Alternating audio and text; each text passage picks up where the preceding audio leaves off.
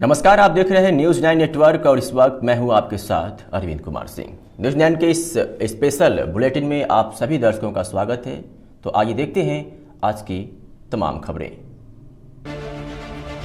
Sitarganj Sitkul road mini transport के सामने ward number 6 में रहने वाले लोगों को कॉलोनी नाइजर ने एक तो कृषि भूमि पर प्लाटिंग कर सीधे साधे लोगों को प्लाट बेच दिए। यही नहीं, प्लाट की बिक्री नाम में लिखवाए गए स्टाम्प पर भी रास्ता लिखा गया, लेकिन मौके पर किसी अन्य किसान के खेत से होकर लोग निकलने को मजबूर है। यही नहीं, बरसात के मौसम में खेतों में चारों तरफ पानी भरा हुआ है। वहीं रहने वाले 1 दर्जन परिवार के लोग पानी से होकर निकलते हैं। यही नहीं, उन परिवारों में छोटे छोटे बच्चे हैं जिनको दिन में कई बार रोजमर्रा के सामान लेने के लिए दुकानों पर आना पड़ता है, जिसके चलते सांप, बिच्छू, कीड़े का भी डर बना हुआ है। बीते सोमवार को वहां रहने वाले लोगों ने उप जिलाधिकारी को ज्ञापन देकर कॉलोनी नाइजर पर सख्त कार्रवाई की मांग की थी।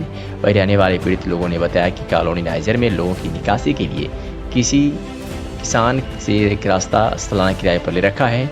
वहाँ रहने वाले लोगों को यह डर सता रहा है कि अगर खेत का मालिक वहाँ से नहीं निकलने देगा तो वह घर से बाहर कैसे निकलेंगे। साथ ही कहा है कि कॉलोनी नाइजर में ने जो स्टाम्प पेपर करार दिया है उसमें 15 फीट का रास्ता भी लिखा गया है। वही पीड़ित परिवारों ने बीते उप जिलाधिकारी को ज्ञापन देकर कॉलोनी नाइजरों में खिलाफ सख्त कार्रवाई की मांग करते हुए रास्ता दिलाने की मांग की है। वार्डवासियों ने प्रदर्शन कर कहा कि यदि हमें कॉलोनी नाइजरों में ने रास्ता नहीं दिया उप जिलाधिकारी कार्यालय के बाहर हम सभी लोग धरना प्रदर्शन करेंगे। पीड़ित परिवारों ने आरोप लगाया है कि कॉलोनी नजरों ने हमें झूठ बोलकर गुमराह कर प्लाट बेचे हैं, कि उनका अस्थायी रास्ता नहीं है, जिसने हमें आगे चलकर बड़ी समस्याओं का सामना करना पड़ेगा। पीड़ित परिवारों ने प्रशासन से कॉलोनी नाइजरों के ऊपर कानूनी कार्रवाई और रास्ता दिलाने की मांग की है। यहाँ पे पानी निकल रहा है, किस तरीके से निकलते हैं? रास्ता जमीन वाले ने दिया है, आपको नहीं दिया है? रास्ता नहीं दिया। हमारे छोटे छोटे बच्चे हैं, निकलने में बहुत दिक्कत हो रही है। लाला से कहते हैं कि रास्ता दो, वो सुनाई नहीं करते हैं और किराए में ले लेते हैं रास्ता, और ऐसे दे देते हैं। पानी में हमें निकलना पड़ता है। क्या स्टाम्प पे रास्ता लिखा है, लेकिन वो ये कह रहा है कि अंदर का है। ये कह रहा है कि अंदर का रास्ता है। पहले ही बता देते हैं। हाँ, पहले कह रहा था कि हाँ रोड तक के रास्ता दूंगा। अब सुनाई नहीं हो रही है। अब हम में जाते हैं।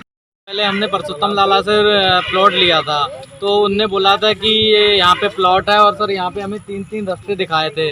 और सर हमने प्लॉट लेने के बाद, मकान बनाने के बाद आज पता चल रहा है कि यहाँ पे एक भी रास्ता नहीं है। और सर यहाँ देख सकते हैं आप रोड की हालत क्या है। यहाँ पे सर आए दिन सर पानी भर जाता है सर बरसातों में। अब सर बच्चे हैं यहाँ पे, हम कैसे करके निकलें, बड़े परेशान रहते हैं। लाला ने हमारे साथ 420 कर दी है, इसके खिलाफ सख्त कार्रवाई करी जाए।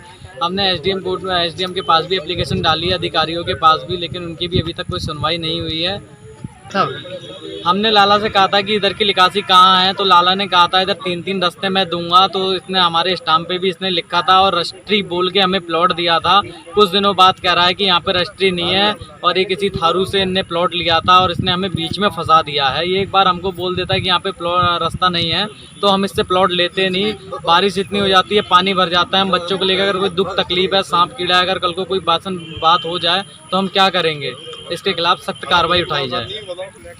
अब सबसे बड़ी बात यह है कि कल को अगर ये खेत वाला अगर ठेके पर रास्ता नहीं देता है तो हम गरीब इंसान कहाँ जाएंगे? हम तो यहाँ बिल्कुल बेकार हैं। अगर ये खेत वाला रास्ता नहीं देगा तो हम कहाँ जाएंगे? इसके खिलाफ लाला के खिलाफ सख्त कार्रवाई